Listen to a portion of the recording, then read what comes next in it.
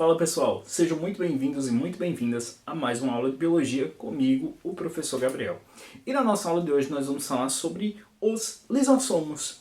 Sim, vamos falar sobre os lisossomos. E eu sei que você já deve estar se perguntando, mas Gabriel, por que nós vamos falar dos lisossomos novamente? Afinal de contas, nós acabamos de mencioná-los na aula sobre tráfego de membranas. Eu sei, caro aluno meu, eu sei que nós já falamos sobre os lisossomos. Contudo, nesta aula, nós vamos compreender o que acontece com um lisossomo que não desempenha bem o seu papel.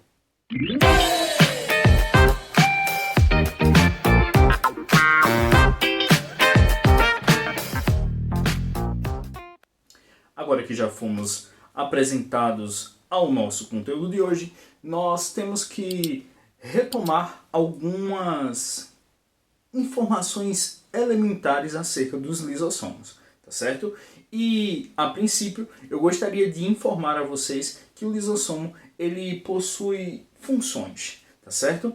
E dentre essas funções, nós podemos citar a função heterofágica, ou função de heterofagia. O que é essa função heterofágica ou função de heterofagia? É quando o lisossomo se dispõe a realizar a digestão intracelular. Ou seja, eu posso dizer que a heterofagia nada mais é que a digestão intracelular. E essa digestão intracelular funciona justamente com base nas 40 enzimas hidrolíticas que o lisossomo traz consigo. 40 enzimas hidrolíticas, Gabriel? Pois é. São 40 enzimas que estão contidas no interior dessa vesículazinha que formará inicialmente o lisossomo primário e posteriormente dará origem ao lisossomo secundário, ou como vimos na nossa última aula, o fagolisossomo, não é? E essas 40 enzimas hidrolíticas, como o próprio nome já diz, são enzimas que vão realizar reações que envolvem a utilização da água nessa quebra de outras biomoléculas.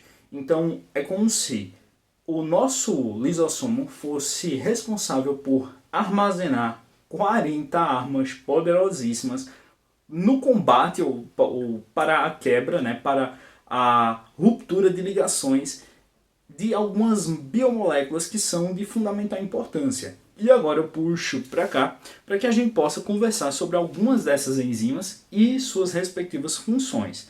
Eu não vou falar das 40 enzimas, até porque seria impossível ter um vídeo curto com um comentário tão abrangente, né, de 40 enzimas. Mas eu vou apresentar aquelas que são mais importantes. Posteriormente, quando eu for falar do processo de crinofagia e também das doenças que estão relacionadas diretamente ao mau funcionamento dos lisossomos, eu vou retomar algumas discussões acerca das enzimas e eu vou apresentar algumas que, quando de seu mau funcionamento, ou quando da sua inexistência, ou ainda quando da sua liberação, vão provocar efeitos adversos. Mas, nesse momento, eu quero que você foque aqui.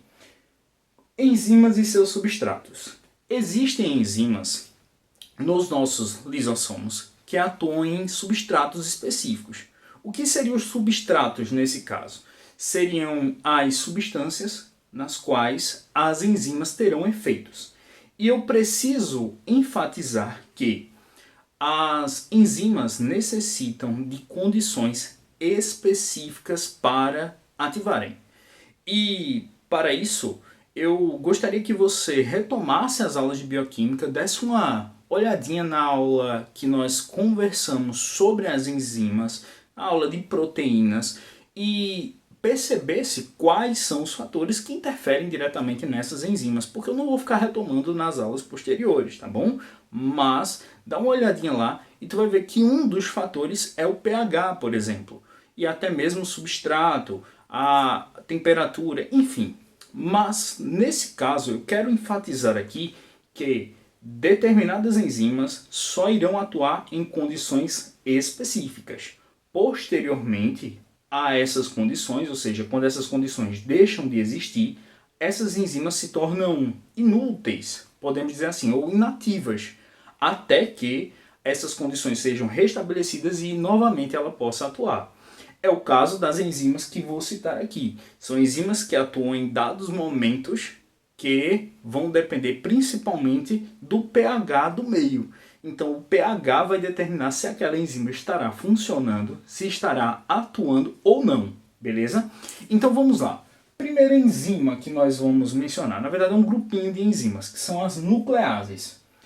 Vai lembrar, ó, ase. Ase é sufixo para enzimas principalmente. Não quer dizer que toda ase é enzima, beleza? Mas, na biologia, a maioria das substâncias que terminam com ase são consideradas enzimas. Logo, as nucleases são enzimas para qual substrato, professor? O substrato que está contido no interior do núcleo. Ó, nuclease. E quais são os substratos que estão contidos no núcleo? Principalmente os ácidos nucleicos. Ah, professor, mas eles existem em outros lugares fora do núcleo. Eu sei, mas principalmente sua presença é dada no interior do núcleo. Por isso, nucleases, sacou? E aí, o DNA e o RNA, de um modo geral, tá? Então o RNA mensageiro, RNA transportador, RNA ribossômico, podem ser substratos nos quais as enzimas nucleases vão atuar, realizando o processo de digestão, beleza? Então elas vão quebrar esses substratos quando entrarem em contato. Então o lisossomo sim é capaz de realizar a quebra das moléculas de DNA e RNA. Além disso, nós temos as glicosidases, que são enzimas específicas do DNA. Por quê? Porque elas vão atuar diretamente na porção que nós chamamos de açúcar do nosso DNA. Afinal de contas, nós sabemos que tem um açúcar no nosso DNA, que é a desoxirribose. Então, a glicosidase vai atuar especificamente naquele açúcar, removendo ele da molécula DNA. E a gente sabe que uma vez que esse açúcar é removido da molécula DNA, ela por si só irá se despedaçar e, consequentemente, a enzima sim irá atuar no substrato DNA, decompondo ele. Nós temos a arilsulfatase ou as arilsulfatases. São enzimas que atuam diretamente no grupo fosfato, ou seja, no fosfato que constitui também a molécula DNA. Então você percebe aqui que muitas vezes eu não atuo diretamente naquela molécula, mas sim nos seus componentes, beleza? Isso é muito importante de você saber. Às vezes a enzima não atua diretamente na molécula como um todo, mas sim em um de seus componentes. E no caso da arilsulfatase, ela vai atuar principalmente nos fosfatos. E também lembrando que não somente nos fosfatos presentes nos ácidos nucleicos, mas também nas moléculas que nós chamamos comumente de, podemos dizer assim, componentes dos ácidos nucleicos, que são as cadeias, né, ou melhor dizendo, as unidades que nós conhecemos como nucleotídeos, tá? Então ela atua também nos nucleotídeos, tranquilo? Bom, colagenases. Colagenases são enzimas que vão atuar diretamente nos carboidratos, assim como as catepsinas vão atuar nas proteínas e as fosfolipases vão atuar nos fosfolipídios, beleza? Não esquece dessas informações. Mas, professor, a nível médio, eu preciso saber o nome de cada enzima e de cada substrato? Não, tu não precisa saber. Mas eu estou te apresentando aqui, você, caro aluno do médio, para que você tenha a base e saiba que existem enzimas diversas dentro do lisossomo e dentro desse lisossomo, essas várias enzimas vão atuar de múltiplas formas.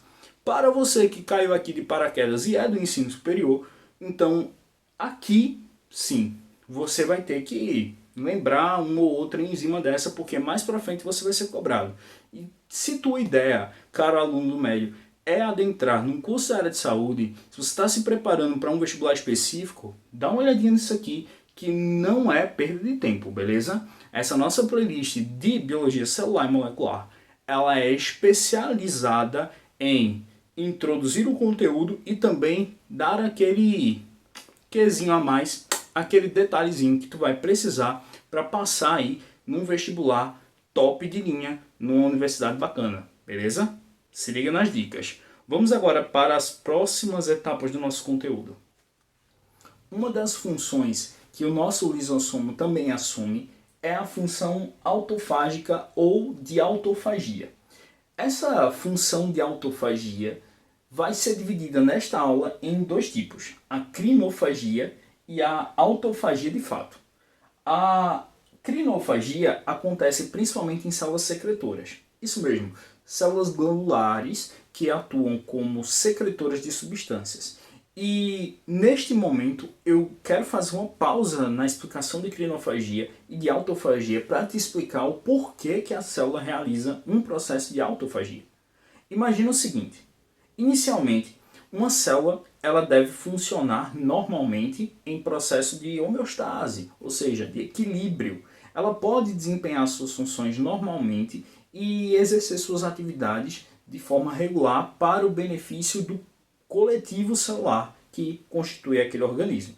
Contudo, algumas células começam a trabalhar de forma irregular e muitas vezes ocorre o acúmulo de substâncias que deveriam ser quebradas mediante a ação das 40 enzimas que eu citei anteriormente. Então é como se eu dissesse o seguinte, eu preciso realizar a autofagia para sanar a problemática que foi causada pelo acúmulo de substâncias que outrora não foram digeridas muitas vezes pelos nossos lisossomos. Às vezes o processo é restrito à renovação daquelas unidades vesiculares que estão armazenando substâncias. Outras vezes o processo tem que ser mais severo e eu tenho que destruir por completo a célula, sacou? Então vamos analisar esses processos de forma branda, de forma tranquila e você vai conseguir compreender o que eu quero dizer. A princípio vamos nos ater à crinofagia.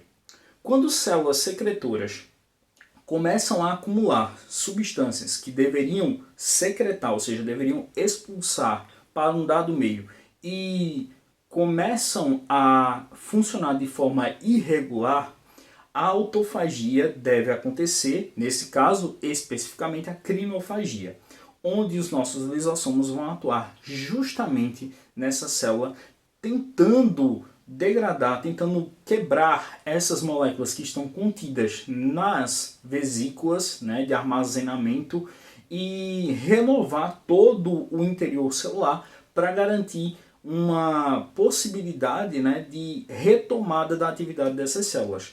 Sacou? Então, toda vez que ocorre uma crinofagia, é uma espécie de renovação da célula secretora para garantir que ela funcione normalmente e que aquele acúmulo de secreção que ela está realizando de forma indireta, né, de forma não intencional, seja mitigado. Beleza? Então é como se aquela célula ficasse ali em stand-by durante um tempo, enquanto ocorre a crinofagia, renovando-se, ela poderá voltar a atuar como célula secretora.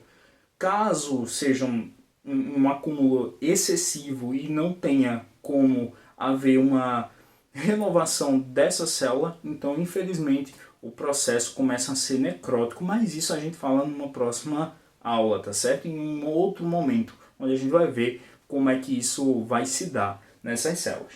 Mas a autofagia, de fato, é agora o tema dessa nossa discussão. E eu preciso apresentar para vocês 3 processos comuns que envolvem a autofagia. Auto significa a si mesmo. Fagia significa comer. Então é comer a si mesmo. E embora pareça uma descrição, um conceito estranho para a nossa celulinha, mas a autofagia é um processo magnífico que permite a renovação das células e que alguns processos mais comuns aconteçam. Eu quero citar esses processos para que você saiba quando a autofagia vai acontecer. Lembrando que a autofagia não necessariamente acontece quando há um problema naquela célula. Às vezes a autofagia tem que acontecer para que o próprio organismo tenha renovação de células ou consiga até mesmo passar para um novo estágio de seu ciclo de vida. Como assim, Gabriel? Vamos entender isso através da regressão da cauda do girino. Como vocês sabem, o sapinho, para ser originado, passa por uma fase que nós conhecemos como girino. Esse girino tem uma caudinha, né, e vive ali em ambiente aquático. Posteriormente, o girino vai desenvolver patinhas, né, anteriores e traseiras e perder a cauda. Mas essa cauda, para ser perdida, tem que ser o quê? Degenerada, né? Ela tem que ir sumindo, ela tem que ser consumida. Logo, é um processo de regressão tido como uma autofagia de fato. Então, é um processo de autofagia. As células vão ser destruídas. Sim, as células vão ser totalmente destruídas. Logo, a gente diz que, como o lisossomo é o responsável por esse processo, ele vai destruindo a célula de dentro para fora e possibilitando a degeneração ou regressão da cauda do girino. Nós dizemos que este, que antes era o responsável apenas pela função heterofágica de digestão intracelular, agora está comendo a si mesmo, comendo a própria célula, logo está realizando uma autofagia. E aí a cauda do nosso girino se perde, né? Deixa de existir. A metamorfose dos insetos funciona da mesma forma. Imagina uma lagarta, uma pequena fase larval de uma borboleta que passa cerca de alguns meses, né, até 8 meses, por aí. Depende da espécie, muito depende do organismo e depende das condições em que ela se encontra. Mas ali alguns meses, ela naquele estágio larval, até que ela consegue assumir um momento onde ela pode transitar para a sua fase adulta. Ela consegue transitar para a sua fase adulta se tornando uma borboleta. Mas ali ela vai precisar desenvolver a crisálida e tal, e se abrigar na sua casca, né, no seu processo de metamorfose. Durante essa metamorfose, várias estruturas são desenvolvidas e outras são degeneradas. Nesse processo de metamorfose de insetos, também haverá a atuação dos lisossomos degenerando algumas estruturas internas da própria fase larval, dando origem aí à nossa borboletinha. E a deficiência nutricional? Bom, vamos falar sobre a deficiência nutricional. Em certos momentos, ocorre deficiência nutricional, ou seja, o indivíduo não está se nutrindo da forma correta e neste momento eu preciso que o lisossomo atue como um salvador da pátria, ou seja, ele atue ali degenerando algumas células, uma vez que a própria célula não está tendo aquele aporte nutricional que ela deveria. Ou às vezes, até mesmo pela falta do nutriente, aquela célula começa a se degenerar, visto que não está chegando ali o substrato que deveria chegar, suprindo a necessidade nutricional do indivíduo. Logo, o lisossomo acaba atuando como um vilão. Então, eu tenho os dois lados da moeda. Ou atua como um salvador para minimizar o número de células e, consequentemente, garantir que aquele déficit nutricional que provoca o mau funcionamento da célula seja mitigado, ou até mesmo que ela vai atuar, o lisossomo acaba atuando como um vilão, tendo em vista que vai degenerar aquela célula porque ela não está tendo o substrato que deveria. E aí a importância da gente ter sempre uma nutrição bem equilibrada e saudável. Tranquilo? Agora eu vou passar só para as problemáticas que são oriundas de alguns acúmulos de substâncias ou falta de substâncias que estão envolvendo os lisossomos, beleza? Neste momento na nossa aula, nós vamos falar sobre a doença de Hurler e a doença de Gaucher. A doença de Hurler também é conhecida como mucopolissacaridose do tipo 1. Sim, é um nome estrambólico, mas é exatamente isso. Mucopolissacaridose. Essa doença é genética. Ela é do tipo autossômica recessiva e é dada por um genezinho que a gente chama de IDUA, tá? IDUA, IDUA. E por que IDUA? Porque ele é responsável pela produção de uma enzima chamada alfa-LIDUA. L-hidroronidase, certo? Alfa-L-hidroronidase. E essa enzima, mediante sua ausência, vai provocar problemas osteoarticulares, vai provocar problemas viscerais, tá? Na verdade, eu posso dizer que ela vai provocar o que a gente chama de visceromegalia, ou seja, é o crescimento anormal de algumas estruturas viscerais. Ao mesmo tempo, ela vai provocar até mesmo uma baixa estatura no indivíduo, tá? Então vai ser um indivíduo mais baixinho do que deveria ser. Lembrando que é um problema que envolve principalmente os lisossomos. Mas por que, professor? Por causa do acúmulo dos glicosaminoglicanos. E você deve estar endoidando aí com esses nomes. Os GAGs, como também são chamados, são os glicosaminoglicanos, fazem parte da matriz extracelular.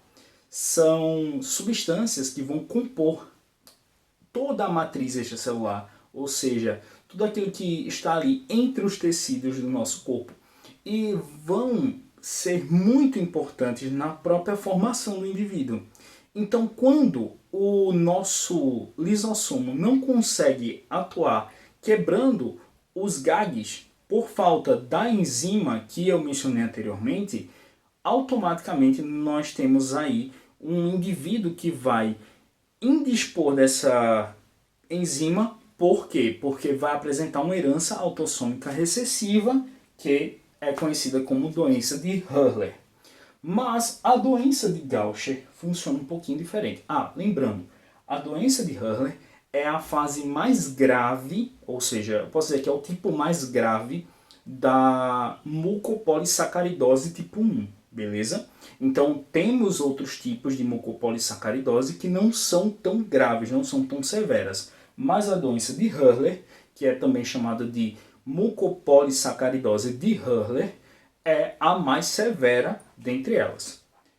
Outra doença que podemos citar é a doença de Gaucher. Ela que está ligada principalmente à ausência de uma enzima chamada beta-glicosidase. Essa enzima vai ser responsável por quebrar, por atuar no substrato que nós conhecemos como cerebrosídeo. O cerebrosídeo é uma espécie de lipídio que é comum principalmente em tecido nervoso. Quando um indivíduo apresenta doença de Gaucher, ele vai ter dois genes recessivos, ou seja, é uma herança autossômica recessiva, que está relacionada principalmente à não produção da enzima. E esse gene é do tipo GBA, nós chamamos esse gene de GBA, beleza? E aí você já deve ter percebido por quê, né? Beta-glicosidase. Essa beta-glicosidase em ausência vai provocar desde problemas que estão relacionados ao tecido nervoso, logo eu posso dizer que são problemas neurológicos e de desenvolvimento neurológico, inclusive, também afetará o próprio desenvolvimento do esqueleto do indivíduo, e aí vai provocar problemas esqueléticos, vai provocar problemas viscerais e também hematológicos, beleza? Até anemias são causadas pela ausência dessa enzima e, consequentemente, pela doença de Gaucher. Agora eu gostaria de enfatizar 3 doenças que são comumente mencionadas nas avaliações externas, nos livros didáticos e, bom, são de fundamental importância para o nosso estudo acerca dos lisossomos. Sim, eu estou falando de silicose, artrite reumatoide e doença de Tay-Sachs. A primeira, que é a silicose, é uma doença provocada muitas vezes pela inalação de uma substância de partículas de silicose, que são provenientes muitas vezes da atividade vulcânica. Então quem inala em demasia a fumaça proveniente de atividade vulcânica ou ainda de escavações, quando o pessoal vai inalando aquela poeira, a silicose costuma penetrar nas vias aéreas e perfurar muitas vezes os pulmões, tá? Então ela perfura os pulmões, ocasionando principalmente o quê? Ocasionando a própria cicatrização posteriormente, né, e inflamação do pulmão. E eu posso citar que ela é uma pneumoconiose, um grupo de doenças provocada pela inalação de partículas em certos ambientes através do exercício de algumas atividades profissionais. Então, os profissionais que atuam diretamente em escavações, em regiões vulcânicas, em atividade com solo, geralmente tendem a inalar essas partículas e provocar esses problemas. Mas quais problemas, professor, em específico? Bom, geralmente a sílica vai perfurar as células e também vai acabar comprometendo a própria estrutura da vesícula, que nós chamamos de lisossomo.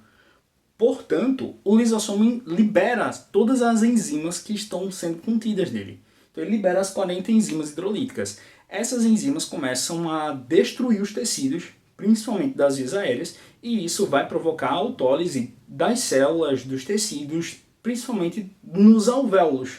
E isso vai gerar problemas respiratórios seríssimos. Outra das doenças que são provocadas por um problema relacionado ao lisossomo é a artrite reumatoide. A artrite você já deve estar associando aí do que se trata, né? Toda otite é uma inflamação.